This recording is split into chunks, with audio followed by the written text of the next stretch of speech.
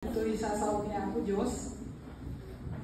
Ni Grace kat naglengag karara, Ilocano pa, inatim na, may Ilocano, kung ko namin dilikod tatay kat fake kami ng Ilocano tayo from Ilocos yung hanggang makawatan, pati yung balagat ka, mga mo, crowd gayan. So, ni Grace, kasi dito yan ni Grace na Ilocano nga karara, so makapag-bless. So, laon natin yun, puking kan Grace. Anyway, dito i-text ko tulad ng kinta niya.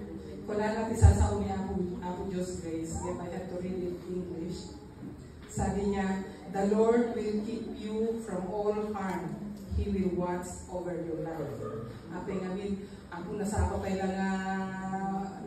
lang kat rumumarin ni Grace, mapanin ni Jay, office ni Mayor every Monday. So, kasi kinagalit na niya ako, ni Grace, nag-sabi niya ako Diyos. And then verse 8, kunana, the Lord will watch over your coming and going, and both now and forevermore. So, digit isa sa akong kaya ko nga i-share king ka, kadito yung special day mo. Psalms chapter 121 verse 7 and 8. I love you.